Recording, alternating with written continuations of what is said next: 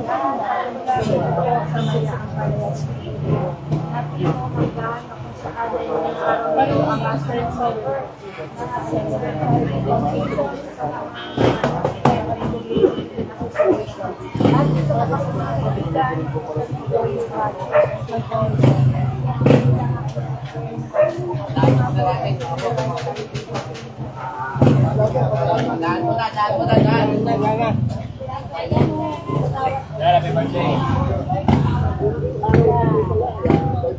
Yan na po. Sige po, pasensya na.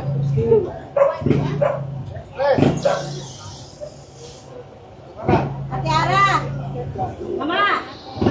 Tama ka sa picture! Ha?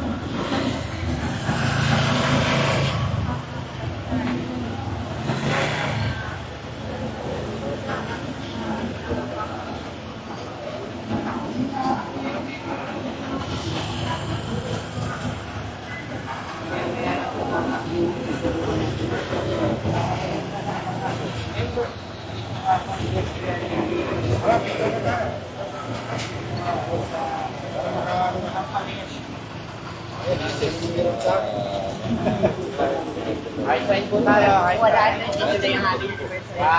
High side na, high side.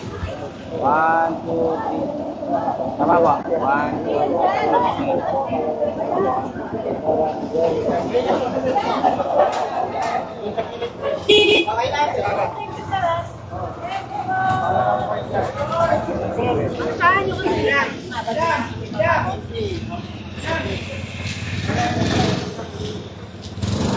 Ay, bravo kaya yung malipid. Ano lang yung reenactment lang, ha? Magandang hapon po. Ano pong... Magandang hapon po sa inyong lahat. At ako po si Ara Marquez, ang founder, overall chairman ng Lesbian and Gay Community, Mangyan Community. Ito po ini-request namin kay Mayora Sara Diskaya. Ni-request ko lang po ito noong October. Napagbigyan na po kagad kami. Kaya maraming salamat, Mayora. Mayora ka na. Po, madam, ano po ba yung particular na ni-request po ninyo? Noong anniversary namin, ang ni-request ko lang doon is yung saan namin, financial assistance. Pero pinadala kami rito ng 50 pieces bags na Ngayon po, ano po ba natanggap niyo ngayon? Yan yung 50 chairs yata yan ni-request ko, tsaka 5 tables. Usually po, ano po yung mga programs ng grupo niyo po? Lalong-lalo may mga binagay po sa inyo. Advocates kami ng HIV Hub. Twice na kami HIV testing. Kasi alam niyo naman, masyadong natin, ang pasi. Isa yon at saka yung pagsusulong sa kahalagahan ng mga ng hanay namin na pag tumanda, sana magkaroon pa rin ng pagkukuha ng kanilang kabuhay. Ma'am, sino-sino po yung makikinabang ito pong mga upuan at lamesa? Yan, yung sa amin, madalas kasi kami magkaroon ng meetings na ginagawa o kaya yun yung testing kahit wala kaming project, yung testing lang. Wala kaming maanong kwan. At lingid sa inyong kalaman, nagkaroon kami ng konting problema ng aming ama rito sa barangay. Kaya wala akong maasahan sa kanya na tulong kahit ano. Mensahe na lang po para sa St. Gerard tsaka kay Ate Sara. Yun yung sa sinabi ko na si Sara isa sa tinatawag natin nakasulat na sa Biblia sa Lumang Tipan. Na ang ibig sabihin ng Sara, kung titignan nyo sa Google, pinaka matulungin. Pangatlo, ang pangalawang babaeng kinikilalang isa pa rin sa Lumang Tipan ay si Esther. Ang pinakamalakas na babae naman. Nakalimutan ko na isang kung pagbabasihan natin, parang ito ay katuparan na ng natin sa lungsod natin na ito na siya. Tama na ang mga tatay, nanay naman ang kailangan natin. Dahil alam niyo mga pag-asikaso, pag-iintindi ng isang ina sa isang bahay, di ba?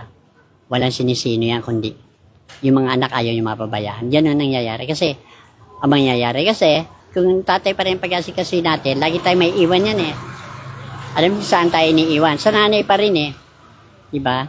Nanay pa rin ang ang mag-asikaso At saka, pag ang mga anak din naman talagang sa nanay din tumatawag pag nagkakaroon ng problema, hindi sa tatay. Maliban na, maraming salamat. Ma'am, maraming salamat sa inyo at sana po huwag kayo magsawa sa amin. Ituloy lang po natin itong kayo po nagigindaan namin sa paghingi namin ng tulong para rin sa namin na tutulungan naman. Oo. Dahil hindi namin kakayanin tumulong sa ibang tao kung wala ka. Okay po, maraming salamat po. Maraming salamat. Congratulations po para sa inyo. Kayo po'y nanalo ng isang araw. Thank you rin. Nanibago kayo, no? Ganda-ganda ko ng kape.